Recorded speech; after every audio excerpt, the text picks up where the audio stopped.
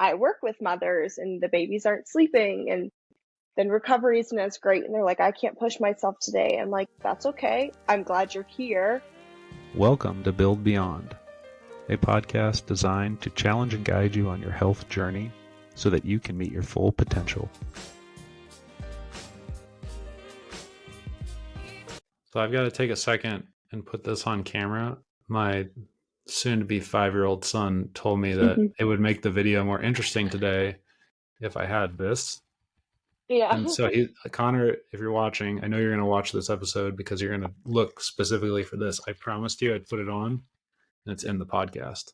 It's a word from our sponsors. My son. I'm sure he pays you a lot. Yeah, I pay. Yeah. He charges you. Yeah. So what's up? How's it going? Great. It's been busy. In the middle of, transferring jobs. So still working in PR for the college till the end of July. So it's been a lot of activity between doing what I do privately, training people, doing what I have been doing for the college the last 2 years, and then starting with some of the College Fit Club this summer. But it's all been great. I mean, I'm really excited about what I'm going into, and so it makes it worth it. Yeah. When did you know that you wanted to make the change? It's kind of a funny roundabout way. There's a Hillsdale Women's Ask group. It's like an email group of a bunch of women in the Hillsdale area. And someone last year was just asking, are there any personal trainers in the area? And people didn't really know. There weren't. And it was something I had considered. I was a dancer from the age of 3 to about 19, freshman year of college, my bad. I had always been interested in fitness fields, allied health fields. There was a time in which I considered being some kind of doctor. And I ended up not doing that in college, but it was just still always an interest of mine. Friends would just like see me work out at the gym in college in dorms. They would say, hey, can I join you in the morning? And so I would just ad hoc teach classes. So I said to this woman, like, hey, I don't have any certifications yet. I have taught some people.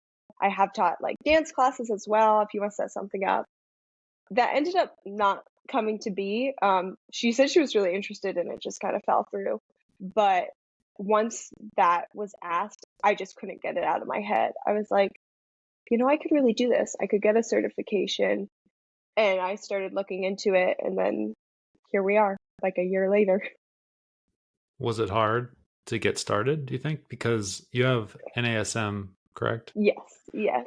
So it's not really, I don't know much about the program, but I imagine it's, you study, you take a test, but it's not really a lot of practical experience. So yeah. Was it hard to just step right into it?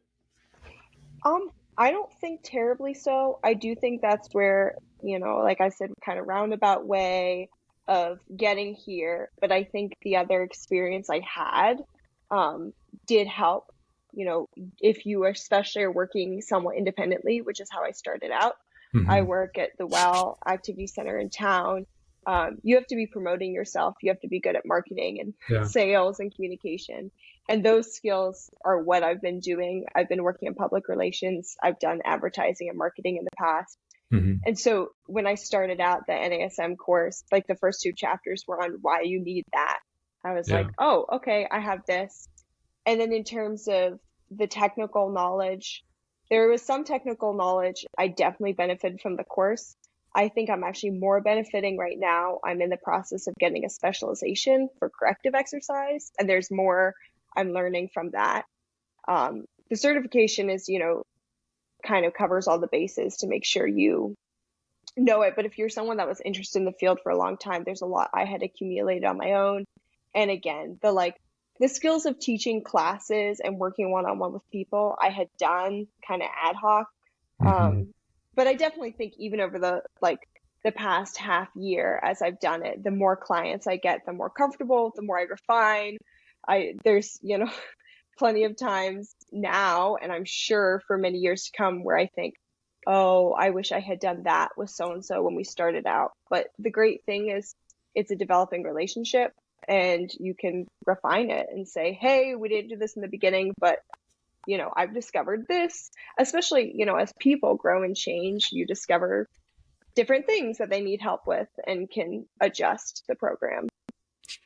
Is there anything that's changed with you? Maybe when you started, you thought one way and now you think a different way. Hmm. Well, I think I have not changed terribly much in the time that I've coached like professionally. I do think in my time personally training, I've changed a lot. Mm-hmm. As I have started coaching professionally in training for then going back and programming for myself, Mm-hmm. I have more of an approach of not trying to hit crazy PRs and more just trying to be healthy when I'm 80, if that makes sense. Mm-hmm. I know a woman who water skied. I saw her firsthand water ski at like 79 years old. And she was like, oh, I haven't done this in a couple of years. And she got right up there. And I want to be that kind of person. I have most of my clients, that's really ultimately what they want to do. They want to feel good in everyday life. And, there are other things like I want to look better in a certain way. I want to lose weight. But ultimately, people feel better about how they look if they know their body is capable and not terribly in pain when they do everyday life activities. And so getting people to be able to play with their children and lift their groceries out of the car and things like that is really my priority. And so it's always been a priority since I've coached, but just I think increasingly so. And then it's a priority for myself. So I would say when the more I got into lifting, the more I was like, oh my goodness, I can hit these PRs. Look what I can do. And you push yourself and you bend some rules and that's fine and it's fun. But then sometimes you hurt yourself and you have to, take your foot off the gas a little bit. So backing up and really focusing for myself and for all my clients on, maybe you have to lighten the weight and really focus on greater range of motion for posture, for pain concerns. And, you'll build up the weight, but doing it the right way or, learning different ways to do it ultimately feels better, if that makes sense. Mm-hmm. Longevity is important to you. Yeah. Where does that come from? I think I talk to my college students about longevity, and it's one of those topics that I don't get a lot of eye contact. I feel like we have to cover it in the course that we teach, but there's other subjects that they like a lot more. But for people as they're younger, the topic of longevity it doesn't seem to hit home with a lot of people. But it seems like for you personally, it's an important thing. Why is that? Hmm. I think I think college students feel very invincible. I think I felt invincible as a college student. I might have not said that, but I could train intensely and then, take probably a month off to do finals and whatnot and get busy and then bounce right back. And I think even in the couple years since college, I have noticed that is not the case. I need more sleep. I've even just noticed recently, like, no, I need all these hours of sleep. And college students don't do that. They bend the health rules, and your body does catch up. And I think it can catch up in your mid 20s. Same thing for lifting heavy. Your body catches up if you're using poor techniques. Mm-hmm. And so I've noticed that already in myself. I also think, my dad is pushing 60 and he still squats. I mean, he doesn't squat crazy, but he still squats like 140 pounds. He still works out and weight trains multiple times a week. He can still pound out like 20 pull-ups. And that is definitely an inspiration for me. I want to be able to do that. I think especially as a woman that wants to be a mom, I think about maintaining health through different seasons of life, like motherhood. And there's a lot of women who, for lack of a better term, let themselves go. And I know, kids take up a lot of time, but you choose what you prioritize. And it's not, you can build activity into your daily life, even if it means like throwing your kids around or doing lunges holding them. Yeah. And so it really is what you prioritize. And if a lot of people will say, what you don't use, you lose. And it's amazing how fast you lose it. So while I am like healthy now, I don't know, I'm just aware of the fact that I won't always be this way. And I want to maintain as much as I can because I like how it makes me feel now. Well, it sounds like your dad set a good example for you, and you want to set a good Mm-hmm. example for your future kids. Mm-hmm. For sure. And I imagine setting that example works well with your clients, connecting with them. Mm-hmm. Oh yeah. I mean, if I don't work out, then I'm not practicing what I preach. I Mm-hmm. think same goes for eating well, sleeping well. You have to live the lifestyle you preach, and it's okay also to be honest. I try to be honest with my clients when it's a rougher week for them and they're like, I work with mothers and the babies aren't sleeping and then recovery isn't as great and they're like, I can't push myself today. I'm like, that's okay. I'm glad you're here. And I'll be honest with them and say, this was a busy season for me. I worked out this many times a week. It wasn't my goal, but I really try to encourage people to find ways to just get in the gym consistently. You don't have to be hitting PRs every time. You don't have to be running a bunch of miles every time you hit the road for a run or bike or whatever you're doing, but just getting in there and consistently moving. That's interesting, and I agree with you. If you can take away the PRs or the unrealistic standards that people hold Mm-hmm. themselves to, and they think, oh, if I'm not doing it this hard or I'm not working out, this many exercises, what's the point? Mm-hmm. But have you found that when you take away some of that, people resist or they struggle because I think there's a mentality and like a culture around it where it's like, I need you to, I'm going to coach you, but I need to pull you back a little bit. Have you found any resistance with that? Hmm. I don't think I've ever had to pull people back yet in terms of what they literally do. I Mm-hmm. think it's more that people will come and work with me, and depending on the client, I don't always do every workout with them. I might meet with them 1 to 2 times a week, and they're supposed to do other workouts during the week. Yeah. And if they don't do those workouts, then they're more sore. And I have had that recently.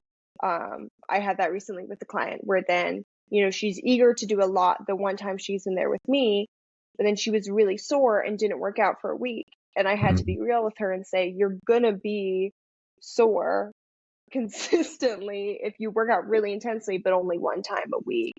And just talk to her about finding ways to kind of hack yourself, um, and figure out what is preventing you from getting to the gym. So in the case of this client, it was that, she often would work out at home, her other workouts, and she's a social person, and the motivation of actually being in a gym helped her. And when she was home alone, she just kind of felt demotivated from getting off the couch and making it a priority. There's other things going on at home. But I encouraged her to like pack her gym bag for work and work out the gym. There's a gym near where she works that she has access to and work out right after work. And that's been working better for her. So I think being willing to change up your system if it's not working for you, like find a system that works for you rather than believing that there is one size fits all workout, like routine, whether that's I have to get up early to work out, or I have to work out X times a week, or I have to work out this particular way. Okay. Is it hard to get that message across? Do you think? Hmm. I do think I have to repeat it. It's, you know, people come to me because they don't want to work out on their own, or they don't know how to work out on their own, or they don't want to work out on their own. And so it can be difficult when our schedules don't align or financially it can't be every workout with me. Mm-hmm. I really try to encourage, like, these are things you can do at home if you need to, or here's how you can get to a gym. I think I repeat it a lot, but I also see a lot of different people. So I don't think there's any one person that I'm always repeating it to. It just kind of comes, it's only a matter of time before that comes up in different ways with different people. And there are different reasons, and I think I would say some more valid than others. Yeah. Do you find it hard? I mean, I think people build up barriers in their minds, and Hmm. those come out as reasons when they say them. But they're a lot of times they're just easy to, not easy, but simple to bypass. Like, well, I couldn't work out because of this. And then you, as the professional, come in and problem solve that. And be like, well, okay, well, you could do this, you could do this. How much of your time working with clients do you actually spend just sitting down and talking? Because I think sometimes people would want to see a personal trainer and they're expecting from like minute one to the last minute, we are working out and I'm sweating and I'm sore. Where I found sometimes we'll spend 90% just talking if that's what they need. Hmm. Do you have you found that to be something that is useful, or is that something that maybe your clients would get frustrated with, the communication piece? Because that's somewhere where I've struggled a lot over the years and I've progressively gotten better. It's easy for me to solve the problem, but then to communicate the solution and get them to take those steps and then to help them problem solve. It's less for me about the program and more about how good am I at connecting Hmm. and helping meet where they are so that it's doable for them, or at least Hmm. seems doable for them. You're a better communicator than I am. I could tell that from the first time we met, because that was the first podcast that I was ever on, was the one that you hosted. And I Hmm. was like, oh wow, she has a radio voice. I do Yeah. not. So Well, that was kind of, I will admit, that was kind of put on. The radio voice is practiced. I yeah, don't know if I would have to pull it out. This is more my normal voice. yeah. But I see you and I saw you and I always have as someone who's really good at communication, Thank you. verbal, nonverbal. Um, do you see that as I mean, and I've seen you work with people a little bit and I just know you, but I would say if someone was like, oh, tell me what Rachel's strengths are, I would say communication is got to be up there. Do you find that is one of your strengths? I mean, is that even something that you think about, or is it just so innate in you as a person Hmm. that you just communicate well? Well, I think it's always easy to be critical of ourselves. So I mean, I still get frustrated with how I try to communicate with things. And some clients are more gracious than others. And some days I'm in there at 6 a.m. and I don't feel like the best communicator. I'm like, sorry, words, really should have had coffee before this. Um, but I think a big part of it that you touched on earlier is building trust with your clients. And I do talk a lot, both about life and about the workout with all my clients. I do, as probably no surprise, because I have a woman, I see a lot of female clients. A lot of female clients want to come to a female trainer. I also have a keen interest in, I mentioned this a little bit briefly earlier, helping moms be able to get back into exercise safely after having children or in the process of having children, pregnant, postpartum, even 20 years later. And so there are a lot of those in this community, and they're interested in, I think they see like, oh, a young girl, she's very approachable. Um, so, but as you can imagine, a lot of women, yeah, I've had people say to me before, like, oh, I would pay you just to chat. So I don't think I have the problem about people being frustrated, because I think I actually have the opposite issue of having to keep clients on task and say, we like talk as we work out, and we'll do especially talk during their rests. I do a lot of teaching strength training, because that again is something that women see that I know how to do. It's guys just kind of teach it, learn it from each other, or they're not afraid. to pick it up in the gym. Even if they don't do it perfectly, they learn and they figure it out. Um, there's more of an intimidation factor. So a big thing of what I do is like build trust and support for people to just get comfortable in the gym. There are some clients who specifically only want to see me for a short period of time because they're like, I want to learn how to get comfortable in the gym. Just basic practices and just teach me basic form, 8 weeks or something, maybe even like 4 to 5. And let's just get over this hump of, ooh, scary, like I don't want to hurt myself, or there's a bunch of high school boys, or in the case of the college, like there's a bunch of my colleagues and I feel kind of awkward getting over that intimidation factor. So coming in and like knowing what to do and just becoming their friend, and even just being a buddy for them before they're ready to be there on their own, having a partner in the gym is a big factor of that. And so obviously when you're doing heavy weight training, you take rests.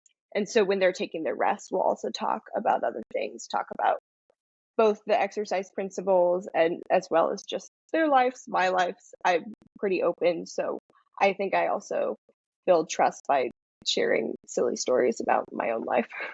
Yeah. So you spend time building trust and confidence then. Mm-hmm. Yeah, and encouraging them. I am kind of a form stickler, and so I think that comes from my ballet dancer background. I loved the really intense teachers, and I loved when they were particular with me about things so I could improve. And obviously, a big part, ballet being such a visual art, big part of that is form. And so I just like carried that over to everything I've ever done with exercise. And so the same applies to clients. I try not to be as hard as them as I am on myself because, I don't want to discourage them. And I also make sure then to, like you said, build confidence by if I do correct and I see them make that correction the next set or the next week we're working out, the next class, or even if it's just something I haven't corrected, but they were just getting right, making sure to also encourage and say, good job, or like, I see your improvement. Or, people mostly like when I say, I think you can up the weight. There's some people who go, Rachel, you're being mean. But most of the time they take it as the compliment it should be, is you're strong enough to do, a new level of weight now. Do you find that with your clientele, you actually have to push them more? Yes. Yeah.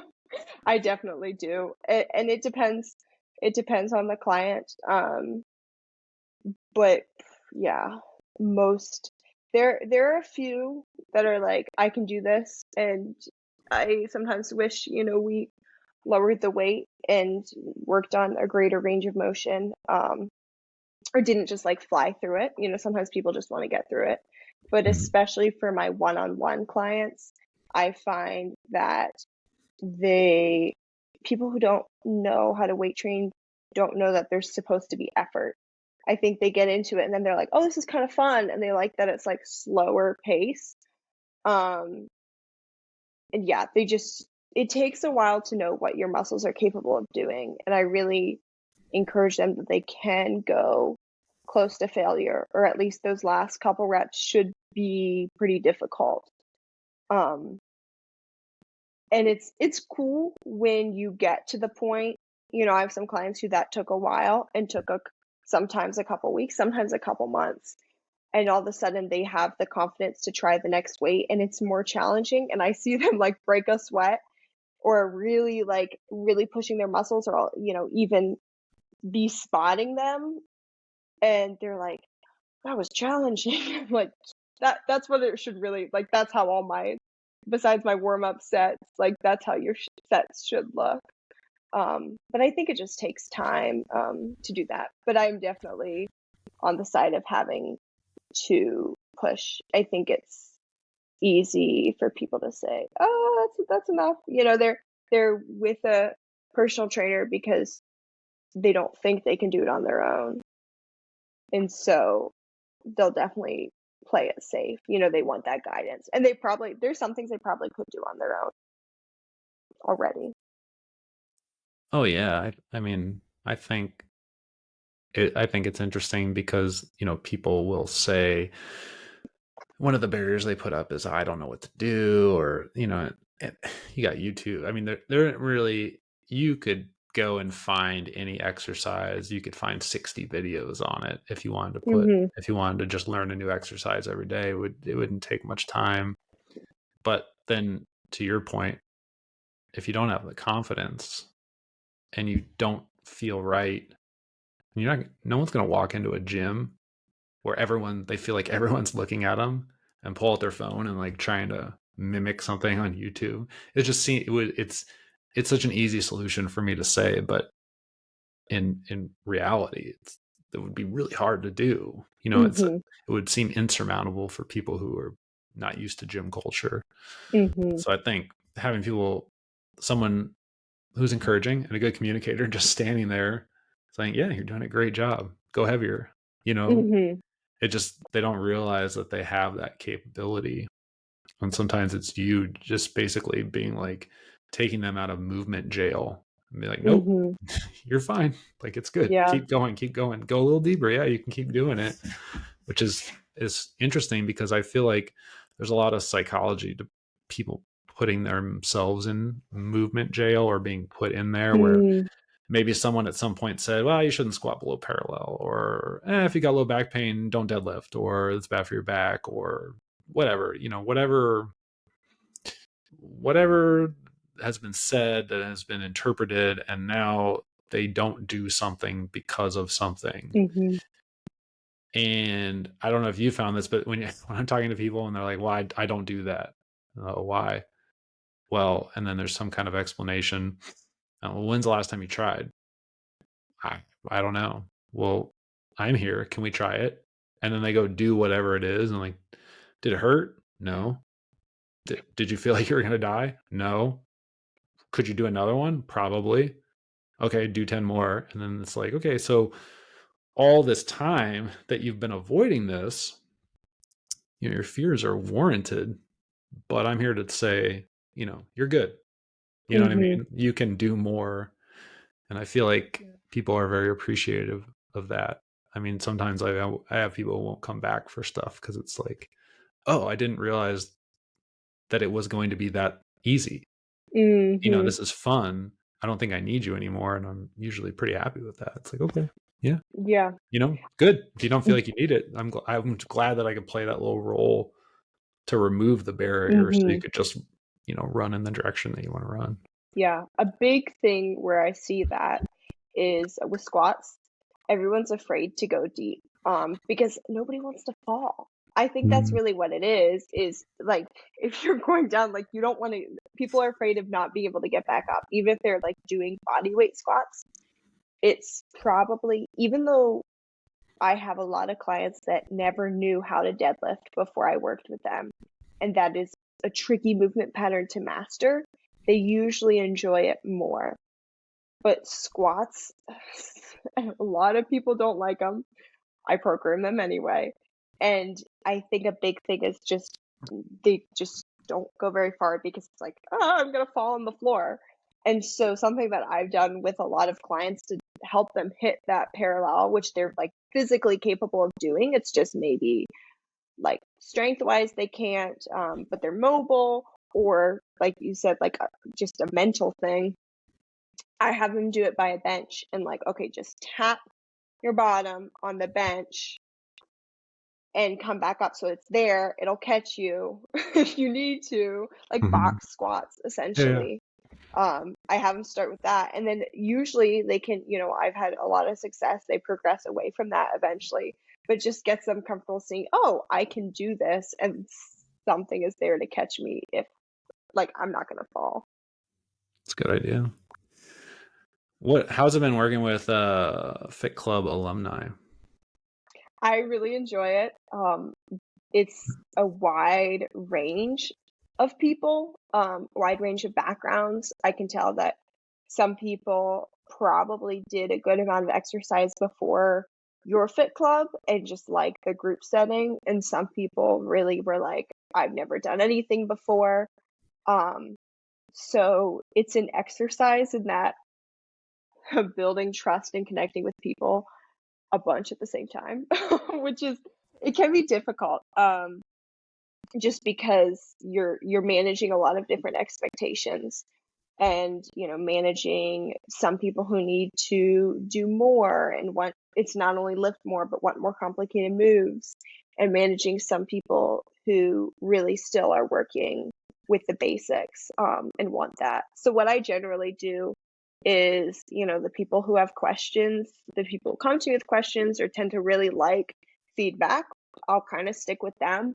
And the people that I know are like, you know, you're a 40 something guy and like you think you know what you're doing, or you do know what you're doing, like I'll just let you be, and like here's your program for the day. You like the time to get in there, you like the camaraderie, you like having the program planned for you, here's your program. I won't like bother you too much. Like unless someone was like hurting themselves, I'm not gonna like go overboard. But I do enjoy and appreciate the feedback of when people come and have questions, or working with people saying like, oh, I come from this, like you said about people saying, oh, a doctor said this, a doctor said that. When people, it is helpful when people share like, hey, I was an athlete and I had this injury and I can manage it, but like this muscle's kind of tight. And talking with them about, oh, how can we work on greater range of motion? How can we accommodate that, and fine tuning those muscles? I really like doing that, and more of a bodybuilding techniques in terms of muscle isolation. And so I enjoy, whether it is because someone wants to work on specifically building that muscle, or for an aesthetic purpose, or if it's often because that's just an overlooked muscle group, and their squat is inhibited because their hamstrings or their adductors are really tight, or they're really weak, something like that. I like helping people identify those movement inhibitions and be like, hey, here's this particular exercise that can strengthen it. Or here's the difference between a lunge that prioritizes your quads versus a lunge that prioritizes your posterior chain. And so getting into those finer tuned details is what I really enjoy. And with the Fit Club this year, because they are alumni of your program, it's awesome because they already know a lot. I can say, hey, you guys did dead hangs with Chris. We're going to do a dead hang competition today. Surprise, go to the bar now, and they just are like, okay. They're very willing, and like I'm very impressed too at the people who are, athlete backgrounds and maybe are a bit older now, but have done a lot of training in their lifetime and are very receptive to what I have. They seem receptive to what you have. There's been times when I've told people to do things differently, and they're like, "Oh, but Chris said to do this," and I'm like, "I know. We're just, this is a different move now. We're doing something different." Like step ups. Some people were doing them alternating legs, where you step 1, 2, and then I think up. So if you went up with your right and then down with your left, and if you alternate, then you get more of a break between legs. And we were specifically doing a lower body day, and I wanted people and working a bit more on the outside muscles of the hip every other week. Well, every week we do, I'll back up. Every week we do an upper body day and a lower body day. And on the lower body day, we, always do some sort of squat or lunge, and always do some sort of deadlift. But then we'll focus on either like the hip flexors and the adductors, or more of like external rotation, always doing some sort of calf raise. But we'll have different focuses of what, muscles we're fine tuning, so people can learn to isolate those muscles, especially if they are, like I said, areas of concern for them. So that week we were specifically focusing on the external rotation, like the gluteus medius muscles. So I really wanted them to step up and down on the same leg. So you're challenging that balance and really hardly using the other leg, and going through that whole muscle action of like the concentric contraction of the step up and then the eccentric deceleration on the way down. So I had someone that was, some of them just did that automatically and some did alternating. And I had some people say, "Oh, Chris had us do alternating." And I was like, "I know that's an exercise too. There's nothing wrong with that. We're just doing something different now and it's harder. So see if you could do this." And then sure enough, those people who were just like flying through them were like, like, heaving and like sweating and needing a break in between sets. And they're like, "Yeah, those are harder." So yeah, it's that level of telling people they can go harder. Um, I think it's easy now, people who have learned a lot from your fit club, then getting comfortable. And I want to push them to new levels. Yeah, you have a different focus because the Fit Club and pretty much all the stuff that I do is so bare bones Mhm. foundational. I don't, if I'm working with someone who's got an injury or pain in rehab, Mhm. I'll get way more specific. Mhm. Sometimes it's very general, but for the program they do and the program, Fit Club's doing this year and that I do with physical wellness courses, it's about essentially moving in different planes. I don't really Mhm. care what people are like. What muscles? I don't care. Do a lunge, go get down and get back up, and do it. You know what I Mhm. mean? Step up, step down, Mhm. however you want to do it, but get on the box and get off the box Mhm. safely, and move some load. And so it's more for us. It's like I actually would try and get them if they're doing it. You may see some of my people working out. And you're like they're all stepping up differently, and I'm like I don't care. Mhm. They didn't work out before. They're here in the gym now and Mhm. they're enthusiastic and they're moving up and down or lunging with load and they're doing it consistently. I don't, you know what I mean? Oh Like yeah. for the foundational stuff, I never nitpick. I've, I've found in the past that if someone's kind of neurotic, then they get really like, well, I don't think I'm doing it right because I don't feel Mhm. my quad activated. And Mm. other people get frustrated because like, I can't feel that muscle that you tell me to feel. And so for people who are true novices, that's just that's the way I've gone. Mhm. I've like over time kind of reeled it back a little bit and like, hey, you're here with athletic shoes on in a gym. Let's go. You know what I mean? Yeah. Like let's just move in some directions and move some load and have some fun. So it's nice that's why it's nice having another coach because up until now, all this fitness stuff, at least here on campus, has just been like whatever my mind comes up with. Mhm. So all of my biases are so ingrained in so many programs and so many things that we do, and it works well. But it's one of those things like you had asked for some guidance before, and I was like, nah, I'm not gonna tell you. You just go figure it out. Go do it because Yeah. it's inevitably going to be good, better, different. It doesn't matter. It's just different, and that's what people need. You know what I Mhm. mean? Because I do things a certain way, but that's not necessarily the right way. It's just kind of the way I do things, and so it's nice. Yeah. It's nice to have someone to work with who is the same in so many aspects, but also profoundly different. So it balances everything out, and I think they're going to benefit from it a lot being in the alumni group. And I'm super excited for the people we have now to graduate into an alumni group, which we didn't have last year. I didn't have that carrot to dangle in front of them. Mhm. I'm talking about all the time now in class, like, hey, get through this 6 months. You're gonna earn the right to hang out with, you know what I mean? You're, Yeah. I'm not, You get you're to not, be with me. yeah, you're not done. You're gonna join a whole nother community of people with Mhm. another coach, and then you get to mentor if you want to new people coming in. You could recruit people and you can grow that community, which Mhm. is something we just didn't have Mhm. previously. And then you now here coaching, I think in a big way completes that. You know what I mean? It's just makes it better. So Yeah. it's exciting to have a totally different emphasis on the same exercises. Because I mean, we do different stuff sometimes, but a lot of you have people squat, I have people squat. You do step ups, I do step ups. You know what I Mhm. mean? We both do calf raises. We both you probably have people do push ups and sit ups, and Mhm. it's not that's Lots of like pull-ups. yeah, it's like I was saying before. If people come into these programs thinking that there's some secret, some secret that we have that they don't have, and it's like, no, you want to get good at push ups, you just got to do push ups consistently over a Mhm. long period of time. You'll be good at Mhm. it. But to communicate that in different ways is really valuable, because there Mm-hmm. are maybe people who will listen to me but aren't going to listen to you as much. But there's also me trying to tell a young woman that this is important for her because of the difficulties she might face in childbirth. Like, it just like that.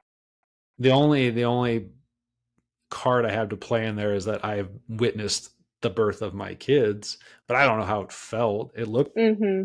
horrifying.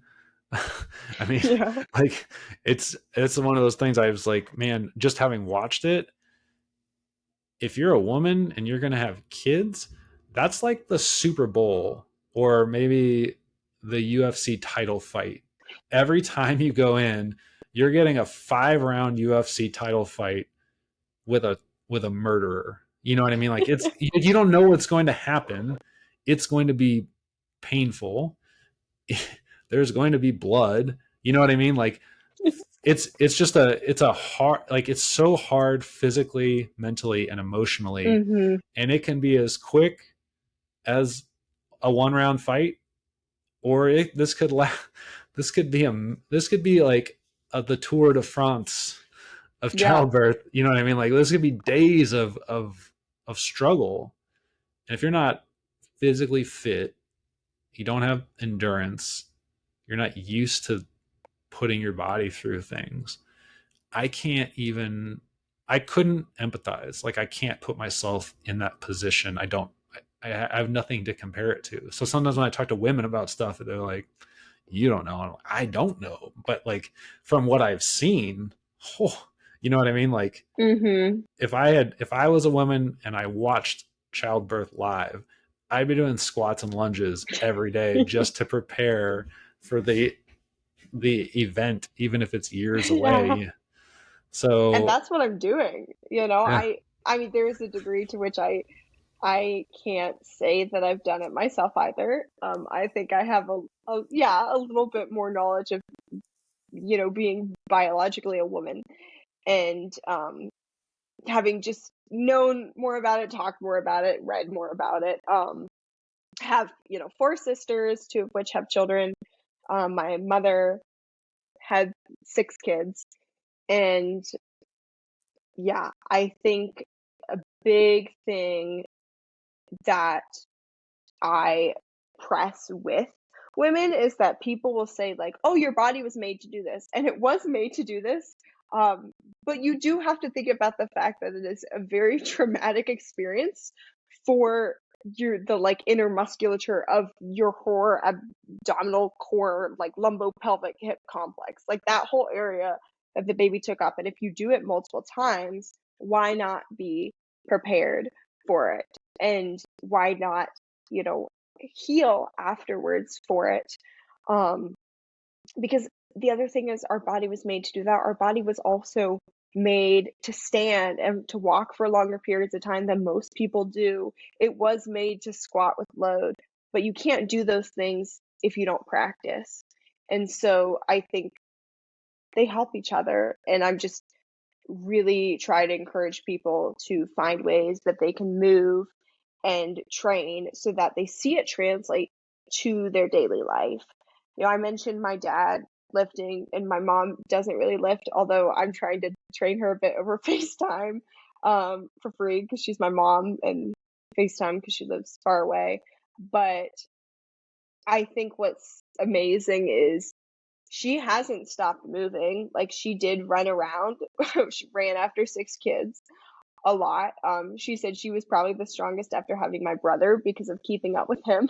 And even she would joke that, like, just holding him or like fighting him to nurse, like, he was so much stronger than having girls, because she had four girls and then him and then one more girl.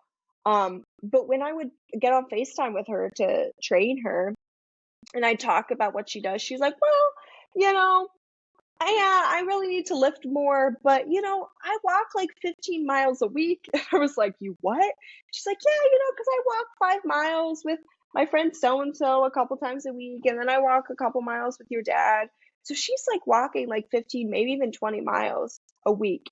in addition to whatever just kind of casual walking she gets with her like job and activity, with her gardening, with her housework, but she takes like active walks for like hours on end with people. And I do think that she stayed, I've always thought like, she hardly works out and she had 6 kids, but like, why is she still in such good shape? And I think it's because of that, because she's gone in and out of the gym periodically through via inspiration of siblings or my dad. But she's always like had some sort of movement, like the walks. And I think that's something. It's not nothing. Mm-hmm. Yeah, I think people are definitely meant to move more than we do.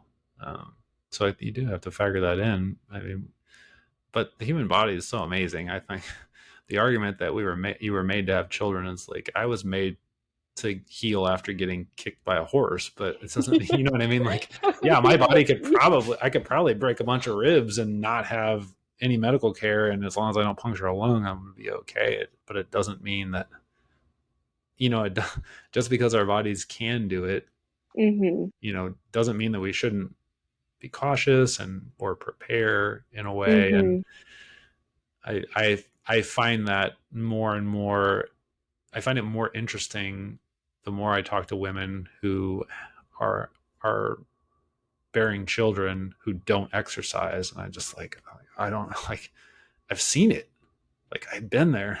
Why are it'd be like yeah I'm gonna go get in the I'm gonna get in a cage fight, like, oh, what's your training program? Then like nah, I'm just gonna go in there and see how it goes. I watched some videos on it. It's like, oh, you you probably won't die, but the recovery from that is going to be pretty tough, and the experience Mm-hmm. itself is not going to be that enjoyable. It's funny because my wife, she didn't want to have an epidural initially, and so she did all these breathing exercises, and I still laugh. I tease her about it because it was her first kid, and so she had a program and she was just really practicing. I don't think I need this. Like, okay, we'll see how it goes.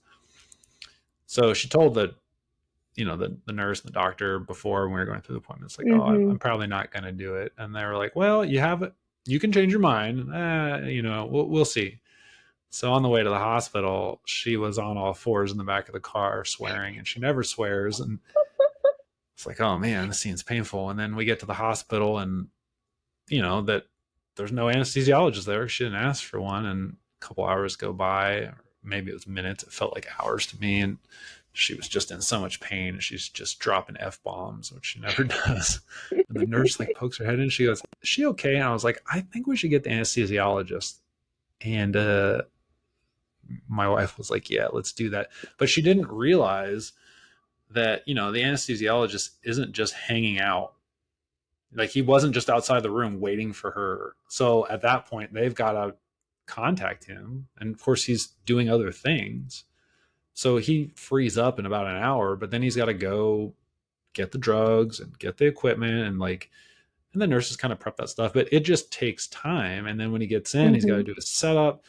So like hours go by where she is like, and I'm not even, the whole time I want to be like, just use your breathing exercises. That's what you want. But obviously I'm not doing that. And then for our second kid, she was like, well, I'm way more open to it, but I'd like to see how it goes. And when we got to the hospital, I like was pretty much immediate. I was like, let's just get the anesthesiologist here. She wasn't in a lot of pain, and she was like, well, I don't know. And I was like, well, remember, it could take a couple hours. Like, I don't know how fast, it was a different hospital, this is going to work. So we were much more um, expedient about requesting early, and it made things great. But even with an epidural, man, it's still like a workout. The pushing, I mean, they Mm-hmm. take the pain away, but like they don't take like you don't just like kick back and then contractions happen and the baby just comes out. It's like squatting, and instead of lifting a dumbbell, trying to push one out. You know what I mean? Like Yeah. it's I can't even describe how hard it looked. And Mhm. then the recovery after, it's, you know what I mean? Like the weeks and months after that, Mhm. your body just got beat up, you know? And it's not just, the area where the kid came out, it's I mean, everything. Like you're just physically done. Mhm. Legs are done, everything's sore, everything hurts. And luckily for her, she's physically active, she's pretty fit, so it came back. But then I look at her and I'm like, okay, for someone who was prepared and we didn't have any complications, and she got an epidural, that looked rough. So when I talk to women, this is the roundabout way of getting back to this. If there's any women listening to this who want to have kids and aren't exercising, like, wow, you know what I mean? When people were like, I'm just going to go do this, I'm not going to exercise. My body was made for this. Like, like Mhm. Mhm. I highly recommend you go talk to someone about that and reconsider that, Mhm. because it is hard. And I feel like for women, young women, and that's what they want to do, they want to have a lot of kids. I think those are the ones you should see in the gym the most. You know what Mhm. I mean? And those are the people who would benefit from just having routine visits with you, whether you're programming and they're just coming in once a month or something like that. But Mhm. I've had the pleasure of working with a couple women between childbirth, so didn't exercise, wanted childbirth to be different, and helping them Mhm. with routines, and always having a positive response. It's just like, Mhm. oh, and obviously it's the second child, or you know what I mean. So inevitably things It you've been usually you've is smoother, yeah. you've been through it before, so I'm not And gonna. your body's been through it before, not just mentally, but like my one of my sisters pregnant with her second, and it's just funny how fast their belly grows because their body like is used to stretching that way, Yeah. whereas the first time it like takes a lot of time to show. I think what you're saying reminded me that I see this in our community. I don't know if this is the case everywhere, but I think sometimes, honestly, a barrier to exercise can be an overconfidence or a pride in Mhm. your own health. And if you're not going in the gym and you maybe like, oh, I walk, I look fine. There's lots of people who are young who like are fine with how they look, their metabolism's fast, or they're older and they just have a crazy metabolism and they just actually are a little bit too overconfident in their body's capabilities, whether it is giving birth or just everyday living. There's just so many people that don't have a habit of exercising because I think underneath everything, they kind of think they don't need it because they prioritize other things. Like they think they need to read more. And I know you need to sleep and you need to sleep, especially if you're exercising, but like you really have more time in the day than you think. And it depends on what you prioritize. And I I don't think you have to be insane about it. You have to find a middle ground. But I think part of it is being okay with a little bit more of a boring lifestyle in which sometimes you say no to social activities because, for me, it's like certain days after work, I have to find time to get a workout in. That's just part of the routine. Or you go to bed earlier because certain days you get up early to exercise or you take longer to get to work because you walk to work. You can find ways to make it in if it's a priority to you. And I think for me, it's a priority because I know how fast I lose it. Like I know how I have to decrease my squat weight or, one of my ankles is like the mobility is pretty bad on one of my ankles and I know that it flares up if I go like during squatting, if I go a couple weeks where I did it like I did different lifts on a leg day or just, things kind of got crazy literally 2 weeks. If it's like I worked out this one week and then this middle week I either only got some workouts in and not a leg day or whatever, and I come back 2 weeks later, I'm like, I can feel the difference. And I think if you know how fast you lose it, then there's a healthy fear of losing it and a healthy understanding of maintenance, the way people go to the dentist all the time, the way people brush their teeth every night, the way people drink water, go to the bathroom, all those other things. It's just as essential. But if you're not in the gym seeing how you're losing it ever, you don't know, I think, how where you lack. Mm. And then sometimes you get in there, and if you like lack a lot, then you don't want to be there because you're like, man, this really sucks. Um, but I think I think it's encouraging people to accept it as this needs to be an essential part of life. It's healthcare. I think a gym membership is going to be cheaper than all the doctor's visits and chiropractor visits and physical therapy visits for all the, and not saying that those have their place and you need all those things for different reasons, but if you're in and I know sometimes when there's people who are like in and out of like regular chiropractor or physical therapy for all these different things because they like let it go until they need that, and then they're like, woohoo, I feel better, and then they let it go until they need that again, and they're dependent on more serious like pain treatments instead of managing, but then they're not really doing regular exercise.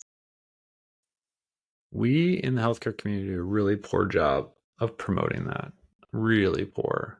And I'm not going to speak for other healthcare professions. I will say for chiropractic, we do a poor job. We could do so much better. Mm-hmm.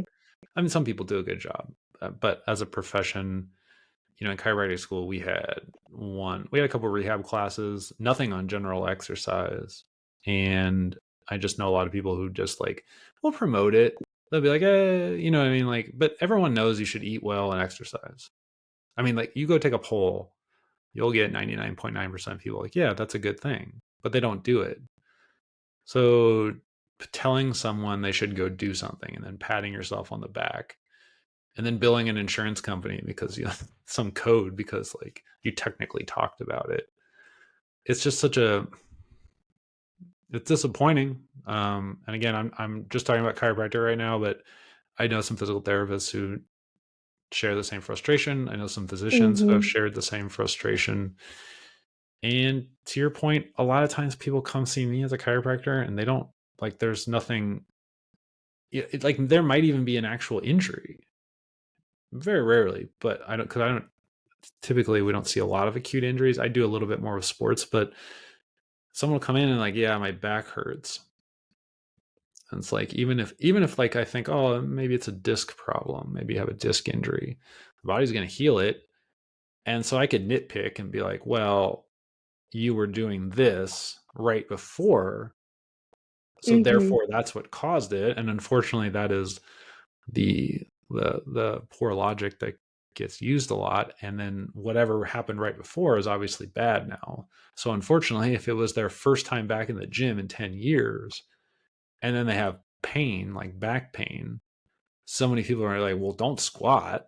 Because obviously, and it's like, well, was it the fact that the squat hurt them or the fact that they haven't tried to squat in a decade and they put way too much weight on the bar or they did too many reps or that they were going to have low back pain anyway. You know what I Or mean? Like maybe that. they're just sore too, Yeah. you Or know? yeah, it's not like they need health care. They need a healthcare provider to be like, you are fine. But you should look at these other things because it seems like you're not sleeping well. Your BMI is not where we want it to be. So we should probably talk about nutrition, you know, but and have that conversation. You put on your forms that you're under a lot of stress. That's going to have an effect. What's your environment like? Does your husband like to exercise? Are your friends active? That's going to play a role. What are your perceptions of exercise? Are you scared? Are you scared to go to the gym? Does it bother you? Should we address that? There's so many things that are so important for people's health long term, and none of it has anything to do with something I could bill an insurance company for, other than maybe like a consultation. Mm-hmm. And I feel like that's a big problem with the way insurance billing goes for a lot of professions is we don't really get paid for outcomes. We get paid for billing codes, and actually if your outcomes are too good, you get to bill fewer codes because people don't come back. So I don't want Mm. to sound like there's a conspiracy out there to keep people in care, but I have seen, at least in chiropractic, again, my opinion, we in general as a profession, a lot of us promote long care plans that are not needed. And Mm. at no point do we seriously sit down and address like the important things. We don't, what I mean? Like teaching someone to squat for their long-term health is so much more important than getting their back cracked. They're not even comparable. I would put, if there was a scale, I would say squatting is up here and getting your back cracked is so far down here you can't see my hand anymore. It's right next to, like, I don't know, crystal healing or something. Like it might work sometimes for some people, and I'm not saying that's a bad thing, and it's definitely not going to hurt anyone, and it might be beneficial sometimes. But as far as like the amount of time and money and effort you should put into things, but it's the inverse.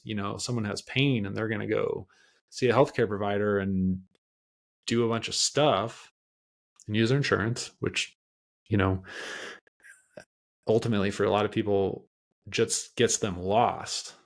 When really it could be like, I would so much rather see my people, like me, give them a clean bill of health and be like, you are fine. You have pain. I get that. You need to move more. You need to go see someone like Rachel. And we need a fitness professional to really spend some time with you and get you on a program and start to have these conversations. And then maybe we need to get you to a registered dietitian. A couple sit downs with someone like that can really help. And maybe we need a sleep study. Maybe you have sleep apnea. There's so many different things that people are going through. Maybe you just need a counselor, not because there's anything diagnosably wrong with you, but you just need to unload. You need to, you need to, you need to tell a counselor why you're frustrated with your husband, and you just need someone to listen to you. If you can get that out, Mm-hmm. you know what I mean? And then we can start to work Oh on yeah. other things. And so I tend to agree with you. And I think it's hard to say those things, because Yeah. people will get offended. And, but it's an opinion. And I think if you continue to have that opinion, it's going to be really positive for you, but you'll make some people frustrated. But ultimately, if someone came to me for a year and saw me 3 times a week and I only cracked their back, and then someone came to you and they got to see you 3 times a week for strength and conditioning, at the end of the year, if you had to bet, if I had to put money on it, I am not going to have the outcomes that you would have. Well, It's I'm just, biased, but yeah, I would agree. it is what it is. I mean, because physical fitness is only one piece of it, but it's such a big piece. Mm-hmm. And it's one of those crazy things that, like, we think about, like, oh, what's the biohack for this, or what's this super thing that I can do that has an effect on everything else in my life. Push-ups, squats, like physical fitness, physical activity, Mm-hmm. literally is free and has benefits that span across like this huge spectrum of health. You name it, it probably decreases your risk for it and enhances the good things of that. Mm-hmm. There's just very few things out there that it doesn't benefit.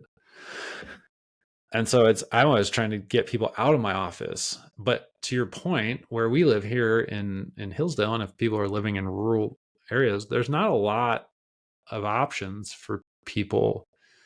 We have a Mm-hmm. great CrossFit gym here in town, but for some people that is just that freaks them out. They won't go. And so if you're not going to go, join group fitness where you're going to get pushed and coached. Mm-hmm. Well, we got to get you to personal training. And where do they go? Now we have the Well, which is great, but that's only fairly recent. And I don't think there's that many trainers out there. I mean, It's just two of us. yeah, It's me and one other person. yeah. Yeah. So not really a Who's lot of, great. I would recommend him as well. But yeah, we have very different, not approaches. We don't have that different approaches, but different kind of people that we see. Keegan works with a lot of student athletes. He does a lot of athlete specific yeah, training, and that's his area of expertise. So yeah, there's not like especially kind of going back to what I said about women, like there wasn't a lot of options, especially I think for women who are intimidated by the CrossFit or by even just working with you or Keegan, who were the options until yeah. fairly recently. Well, I want to see that grow here on the college campus.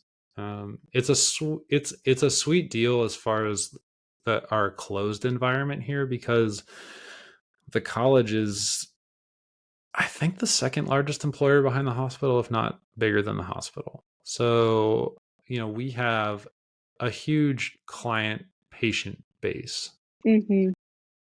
and it's diverse because we have faculty, staff, we have family members, we have students. So that, I mean, that is and there's student athletes. I mean, there's so many people that we have access to, and that you this next semester are going to have access to, or are going to have access to you, that it becomes a little bit overwhelming because there's so many people who need help Mm-hmm. and want help, and then they start to realize, oh man, I didn't know that I was missing this. Mm-hmm. I think you're going to be just I don't think you're going to have enough time. I think your wait list is just going to be so long, and I hope that the college realizes what kind of asset this is, because it can make a huge difference. It makes a huge difference in retention. It makes a Mm-hmm. huge difference in productivity. It changes the culture. It makes people more excited and more appreciative of what they have. It Mm-hmm. improves health, so it decreases ideally the amount of disability and the amount of sick days. And I don't know what the vibe is with the alumni group. I mean, I know them, but I know them as like my group. But now to be out of it and work with them in a group setting, they were so much fun the first year. Mm-hmm. And I can imagine the ones who are still training together, the bond is really strong. So it gets really exciting for me to keep like bringing people in, and Mm-hmm. just the community Mm-hmm. get bigger and bigger and bigger. And everyone kind of has this common experience. Mm-hmm. Yeah, I've been through a 6-month program, and I've earned like they've I you put know what I up mean? with Chris and Rachel Yeah. to have that shared experience. Yeah. And for them, and then ideally long term, we bring in more coaches and we create more opportunities, and they you could choose. If you don't want to work with a guy, or you don't want to work with a girl, or you want to work with someone who's got a specific background, or you've heard something Mm-hmm. good, or you just connect better with someone else, and you come in, and then you come through, and there's just infinite options, and the leadership's doing it, and everybody's just moving and Mm-hmm. prioritizing movement.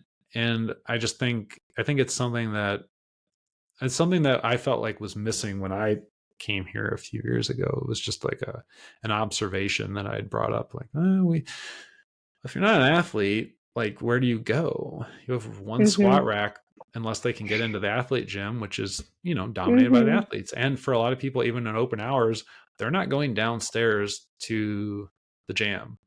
And the jam is an incredible gym. And I think the athletic department does a great job maintaining it. And there are a decent amount of hours open, but it's so intimidating for so many people. They're not going to go down there and Mm-hmm. work out next to some varsity athlete if they've never trained before. Mm-hmm. And so to be able to have someone like you go down there with them, well, that's a different story. Mm-hmm. How empowering is that? I'm sure you've seen it especially with young women, when they're like terrified, and then you take them in the gym and they're not terrified anymore. And then you see them Yeah. in there by themselves when you're with someone else, and it's like, oh, hey, and they're just smiling and having a good time. And it's like, wow, Mm-hmm. that the 180-degree difference Mm-hmm. in their attitude and their enjoyment and their excitement.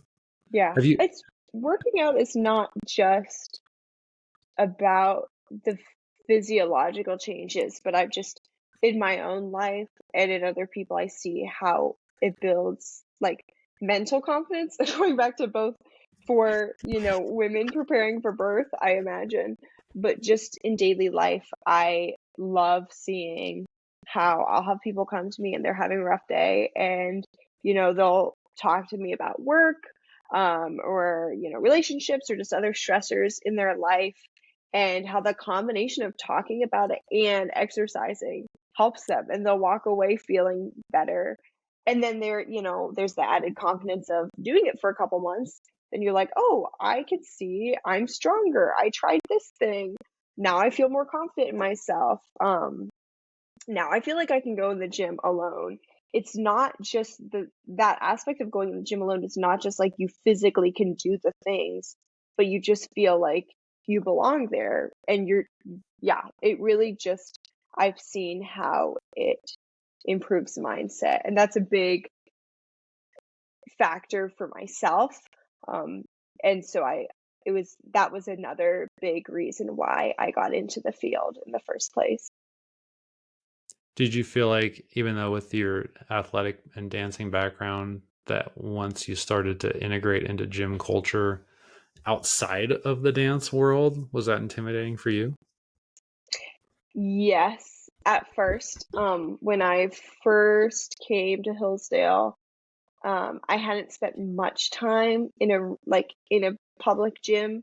I had occasionally gone to the one that my dad had access to. Mm-hmm. I had mostly worked out.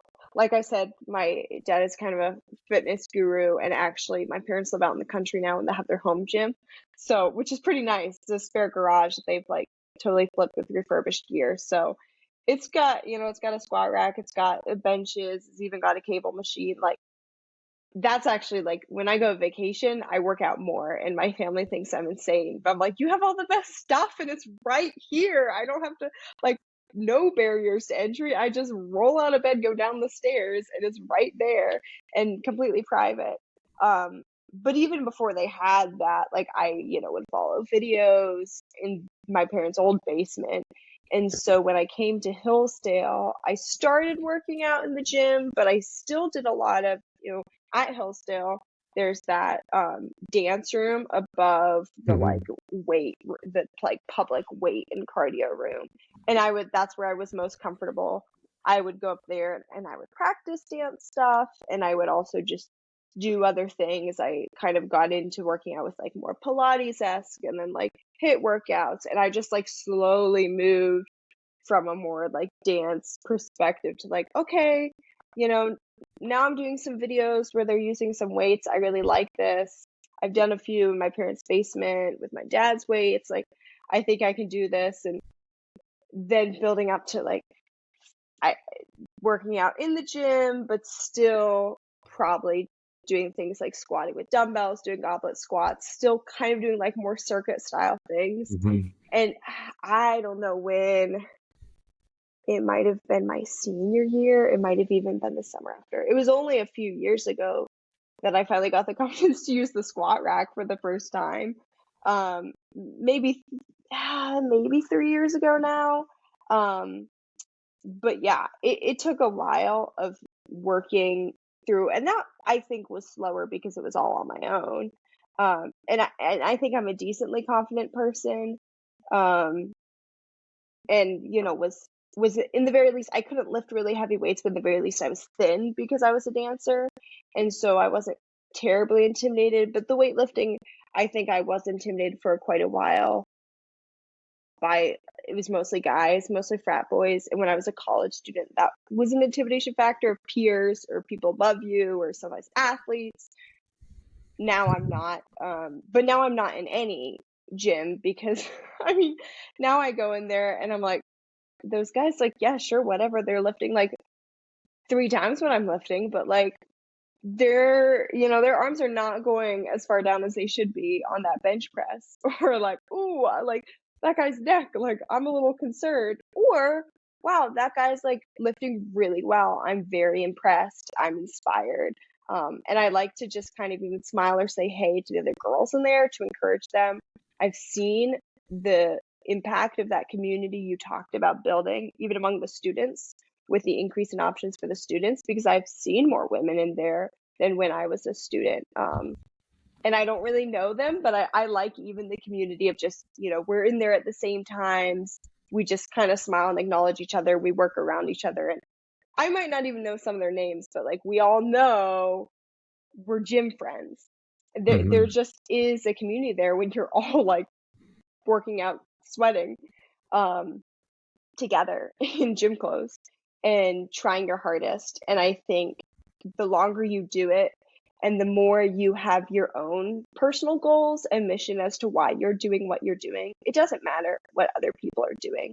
Like I made those jokes about the guys doing form things, but I don't care that they don't have to care that I think that. What matters is that they're in there. I mean, hopefully they don't seriously hurt themselves, but I'm not going to tell them what to do.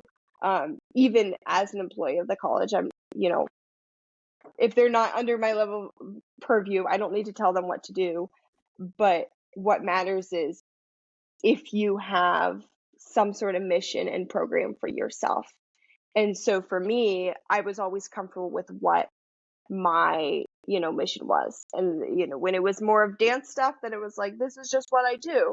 And then I got comfortable doing what the guys do. And it doesn't matter if it like looks a little bit different because I'm a girl. So it's less weight. Yeah, it's that mind game that people play with themselves where you go and Mhm. you think like, well, everyone's clearly looking at me and judging me, and it's yeah, some of them are, but they would judge you anyway. Mhm. If you have perfect form, they're judging you. If you have bad form, they're judging you. If they Mhm. don't like your hair, they're judging you. I think if you're going to walk into the gym and you're worried about someone judging you, like it's going to happen regardless of what you do. It doesn't like there's no level where someone's not going to look at you and judge you. It's just like a human thing. So It's just life. Yeah. It's yeah, not like only in the gym. yeah, it's everywhere. And I don't want to belittle that, but I think there is some like just coming to terms with it. There is no safe space from human judgment. And most of these people who look like they know what they're doing, they don't have a program.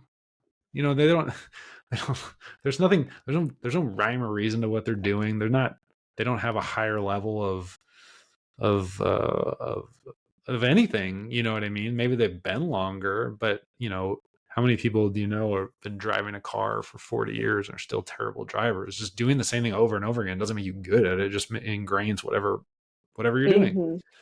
So for people who are new to the gym, you know what I mean? You just gotta, and it's easier said than done. I can be like, no, just don't worry about it. But if anyone's listening and they can take anything away from that, it's just like that you will be judged regardless. It doesn't matter. You're always Mhm. and that's fine. And the people who are judging you harshly, there's probably a lot we could pick apart about them too. So don't but there are going to be people who will see you in there not with great form and obviously looking awkward, who are going to look at you and they're going to say, that's cool. You know what I mean? Like, obviously, a new person and might even want to come up and slap you on the back and say, good job, but they don't want to make Mhm. it awkward. It's such a weird thing to Mhm. say. And like to presume that it's their first day, because that would be terrible. If, like, I've been coming here for 10 years. What do you mean? Mhm. Welcome to the gym. Um, but a lot of times, sometimes people look like you'll look at someone and you're thinking, that's cool. Like glad that person's Oh here. yeah. So but I think the community aspect is just so important. And that's something that I've learned working here and just trying to be empathetic with people who didn't grow up in sports or in gym culture. Because I had it easier. I just was always an athlete. And then when I got to college, we had strength and conditioning coaches. It Mhm. just had like when I remember we had like at least 2 to 3 usually per Mhm. session with a large team. So I had coaching. I was confident. I had competed at a high level. So then going into a gym, like outside of the college environment, didn't really matter. So you kind of take that stuff for granted. Also, just being a larger man, it's like you're a big guy with a beard in a gym. Like it's like no one's gonna come correct you. Yeah. But it was totally different if I've you're been corrected yeah, in recent years.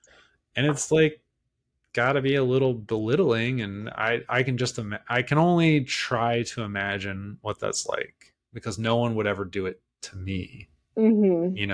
and so when I'm working with women and I, I try and put myself in their shoes, and it's funny because I think for a while I was trying to fill that role of personal trainer on campus, so I was doing a lot more of it, and it was mostly women, And when I would be like, what do you, if you could do anything in the gym with confidence, what would you want to do? And I would say, like, I don't have a percentage on it, but like bench press, barbell bench press.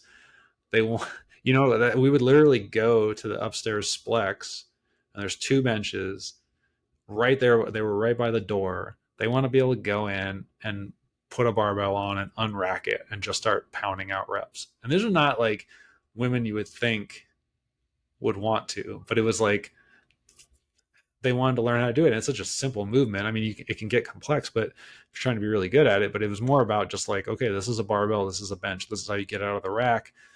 If you're going to spot, this is what you do. Here's some technique stuff. And then because women are so much better listeners than guys, and they don't have an expectation of being good, they actually learn exponentially faster because there's no Mm-hmm. like, there's no frustration. They expect to be bad, and when they're not terrible, they're excited. And then you just see where if a guy comes Mm-hmm. in and he has an expectation that I should be good at something because I'm a guy, and then they get frustrated, and then they don't hear a word I say. And it's like, I'm telling you what to do. Just listen to what I'm saying. And I just don't have that problem. I've never had that problem Mm-hmm. with women.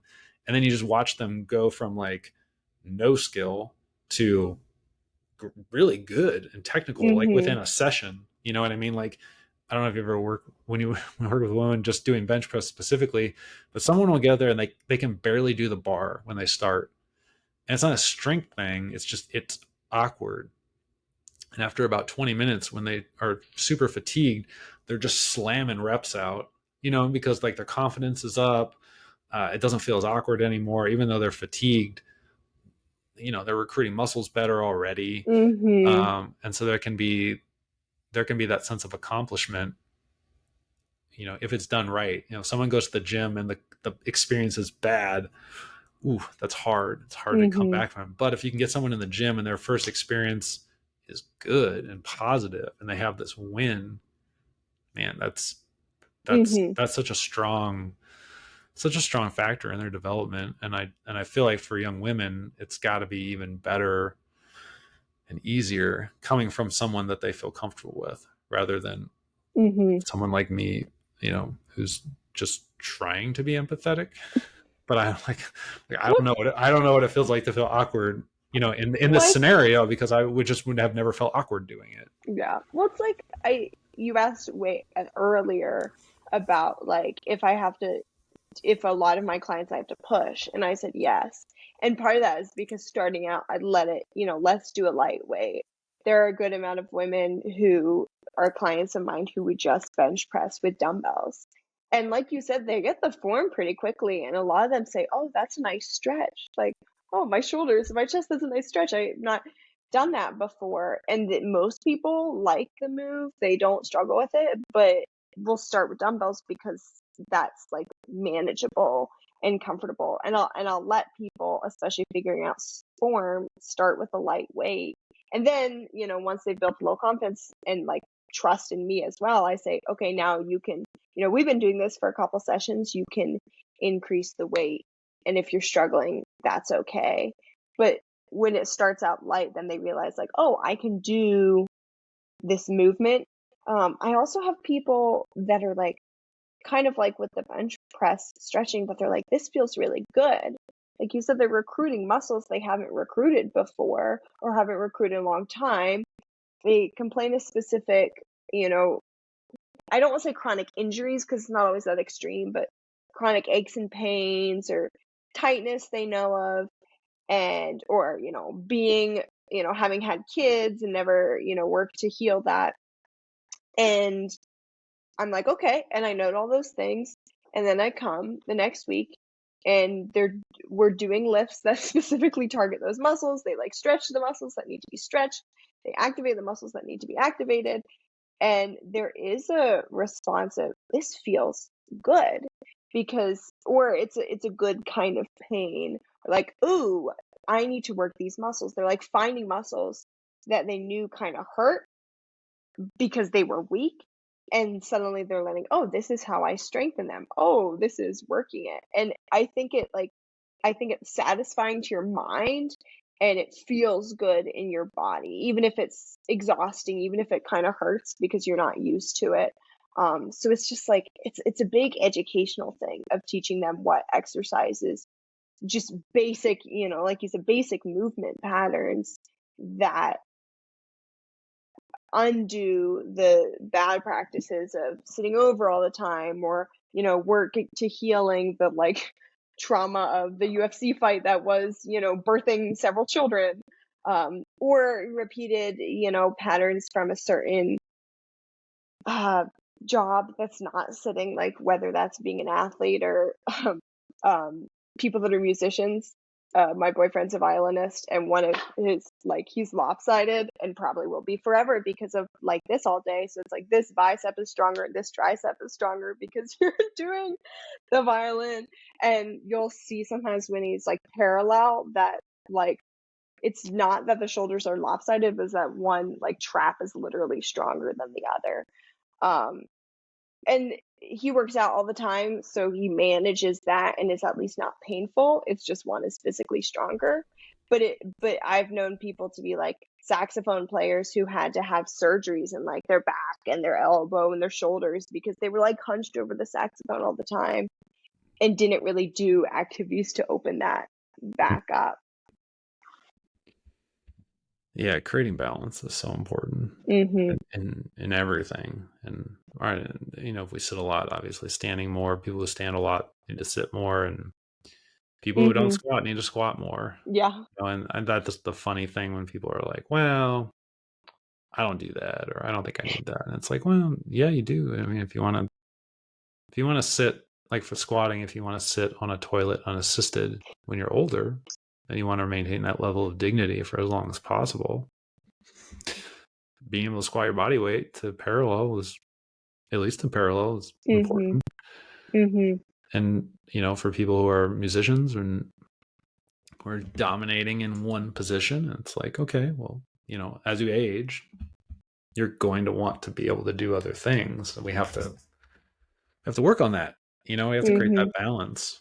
And it's not about, as I mentioned before, it's not about coming to me and getting your back cracked routinely. It's about you creating habits and things that you enjoy. And Mhm. again, is where I feel like fitness professionals should just be like this invaluable source for us, because you're the most accessible, like Mhm. people, they don't need, like, it should be easy. And that's a problem here, I think, in this community. It's just there are not a lot of options, but we're Mhm. changing that progressively, and I'm Yeah. really appreciative that the college here is so open to it. Not just open to it, but like enthusiastic about, like, yeah, Mhm. yeah, that sounds good. Let's do that. I'm Bring as bring well. Yeah. yeah, bring people in. And that's why when you were thinking about changing professions, I was like telling everyone, like, if she leaves this community, we'll never get her back, and we're not going to be able to recruit someone to move here necessarily who's going to be as good or as enthusiastic or understand this culture as, you know what I mean? It's like, Mhm. we just can't lose her. Like, do Thanks. what you need to do to make her Mhm. happy to stay. And then, and so I'm glad people listened and they were Well, thank responsive. you. Yeah. And they I think I brought up your name to a lot of people, and they're like, "Oh, I know Rachel." And it's like, okay, good. Well, like, let's make it happen then. Thank So you. Well, I mean, I saw that on the other side. I was received a lot of positive feedback. My goal, I had some different goals, personal and professional, for 2024, and one of them was just get a personal training job. And I like, even part-time, like just start training people even independently.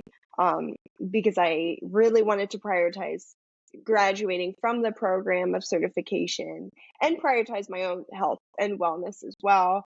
And so I didn't start doing it for pay. I had done it with some friends and different things, even as recently as the fall, but I didn't start doing it for pay until the spring. And I was blessed that the Well wanted to hire me. Actually, the owners, I've realized I like kind of knew one of them and got connected, and that was awesome. They were super enthusiastic.